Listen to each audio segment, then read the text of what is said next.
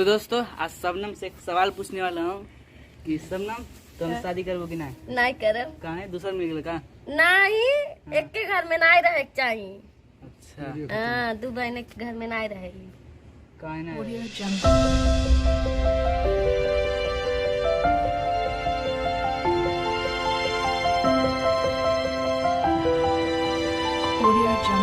देख सकते हैं दोस्तों, इसमें ये वीडियो देखने के बाद, ये शॉर्ट देखने के बाद आप लोगों को क्या लग रहा है कि कौन सही है कौन गलत है?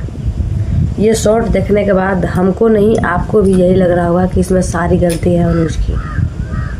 अनुज, इसमें अगर सबसे बड़ी कोई गलत है तो वो है अनुज, और दूसरी नंबर पे रजनी।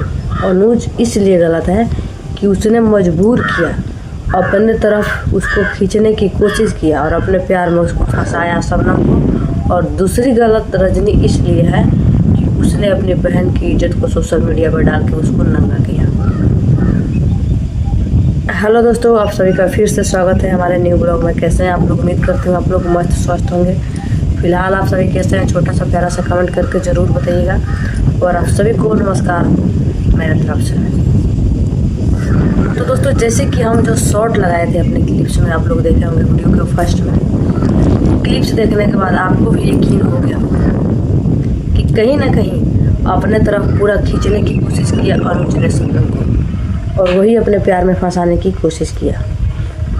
अब एक ही इंसान से आप बार बार एक ही सवाल उससे पूछिएगा कि क्या तुम हमसे शादी करोगी, क्या तुम हमसे शादी करोगी, क्या तुम हमसे मतलब मेरे साथ रहना चाहोगी? तो शबनम ने बार बार, आप लोग शॉर्ट में देखे होंगे कि शबनम ने यही बोला था कि नहीं, दो बहन एक घर में नहीं रह सकती है, नहीं रह पाएगी। शबनम ने बार बार यही बोल रहा था। लेकिन बार बार अगर इंसान एक ही बात को किसी से पूछे, किसी से कुरे दे, एक ही बात को बार बार उकसाए, तो इंसान सोच में पड़ जाता है। उस बात को लेकर इंसान मजबूर हो जाता है। और हो सकता है कि बार बार इसके टॉर्चर करने की वजह से, एक ही सवाल को पूछने की वजह से शबनम के दिल में भी इसके लिए फीलिंग्स आ गई हो और वो इसके प्रेम प्रसंग में पड़ गई हो। तो फिर इस समय सारा गलती लोग दे रहे हैं शबनम। कैसे शबनम गलत हो गई? सोशल मीडिया पे कुछ लोग होते हैं ना, जो कि मजबूरी का फ़ायदा उठाते हैं। अभी अभी हम शबनम का एक वीडियो देखे जो कि फुल शबनम ब्लॉग पे आया हुआ है। आप लोग भी जाके देख सकते हैं, जो लोग नहीं देखे हैं। उम्मीद है कि आप लोग देख चुके होंगे, लेकिन जो लोग नहीं देखे हैं उनसे हम कहना चाहते हैं। फुल शबनम ब्लॉग पे एक ब्लॉग आया है, यहाँ पे रखो, जो कि जिसमें दोस्तों शबनम, रात में भी एक ब्लॉग आया था शबनम के चैनल पे। जाके बाबू को देखो, मैं अभी आ रहा है, जाओ बेटे जा।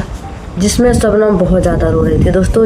वो इसकी हालत इतनी ज़्यादा ख़राब हो चुकी है, इतना ज़्यादा बिगड़ चुकी है कि उसके मुँह से आवाज़ भी सही से नहीं निकल पा रहा है। बहुत मजबूर हो चुकी है बेचारी, अंदर से टूट चुकी है।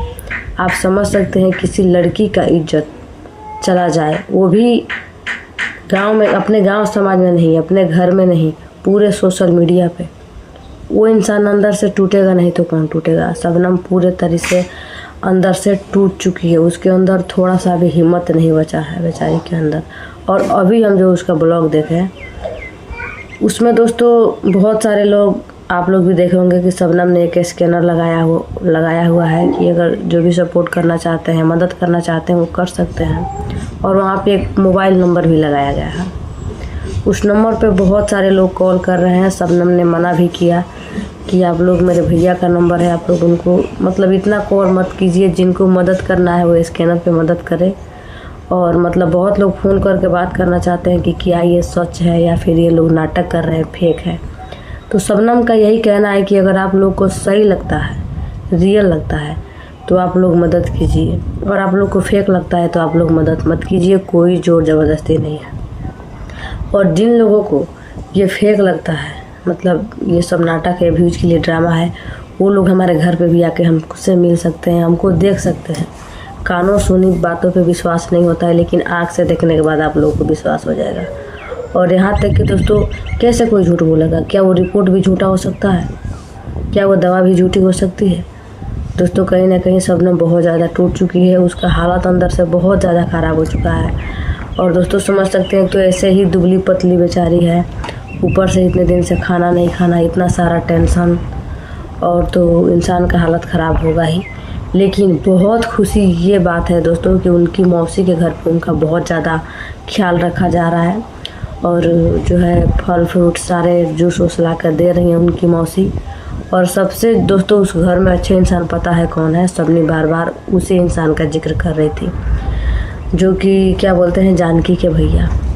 शबनम यही बोल रही थी कि अगर भगवान किसी को भाई दे तो ये भैया के जैसे, अगर हम उनका चरण धो के भी पी ले तो भी उनका एहसान हम नहीं उतार पाएंगे, क्योंकि दोस्तों उसको इतना हिम्मत दिए हैं। ऐसा भाई सबको भगवान दे कि तुम टेंशन ना लो, तुमको कहीं जाने की ज़रूरत नहीं है, तुम मेरे घर पे रहो। जैसी मेरी बहन है, शायद 2 बहन है जानकी, वैसे ही ऐसा मानेंगे कि तुम भी मेरी बहन हो और तुम्हारा शादी विवाह हम करेंगे अच्छा लड़का ढूंढ के। बताइए दोस्तों इतना हिम्मत कौन देता है।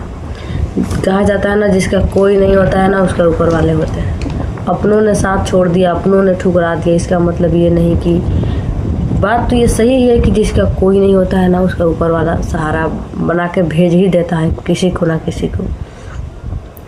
हम बस दोस्तों ये इतना कहना चाहते हैं ऊपर वाले से कि ठीक हो जाए, शबनम ठीक हो जाए और अपने पैरों पे खड़ा हो जाए। और शबनम को एक और बात का बहुत ज़्यादा ठेस पहुंचा हुआ है। कोई कमेंट किया था कि हमसे शादी कर लो, हम तुमको 10,000 देंगे। दोस्तों शबनम की इज्जत बर्बाद हुई है, टूटी हुई है, लेकिन वैसी लड़की नहीं है। ये नहीं कि उसका एक ससुराल से उसका तलाक हो गया और जिससे प्रेम की वो भी साथ छोड़ दिया, इसका मतलब ये नहीं कि वो किसी से भी शादी कर लेगी। उसका भी अपना फ्यूचर है और वो सोच समझ के अपने ज़िंदगी के बारे में फ़ैसला लेगी और शादी करेगी। ये नहीं कि आप लोगों के बोलने से और 10,000 रुपये दिखाने से, अरे उससे कई गुना ज़्यादा वो कमाती है, ठीक ना। तो आप लोग प्लीज़ किसी की मजबूरी का फ़ायदा लोग क्यों उठाना चालू कर देते हैं, हमको यही समझ में नहीं आता है। ये मजबूरी का फ़ायदा ही उठाना इसको कहा जाएगा। तो आप लोग ऐसा मत कीजिए, शबनम को आप लोग जीने दीजिए। उसका आप लोग सपोर्ट नहीं कर सकते हैं तो उसका बेइज्जती भी मत कीजिए, हम यही कहना चाहेंगे आप लोगों से। आप लोग हो सके तो उसका सपोर्ट कीजिए, और कुछ नहीं कर सकते हैं तो कम से कम उसके सपोर्ट में वीडियो बनाइए, उसके सपोर्ट में आवाज़ उठाइए, ना कि और आपको उसको अंदर से तोड़ कर रख दीजिए। आप लोग ऐसा कमेंट मत कीजिए। और चलिए आप लोगों से हम इस ब्लॉग को यहीं पे समाप्त करते हैं, मिलते हैं अगले ब्लॉग में। नमस्कार।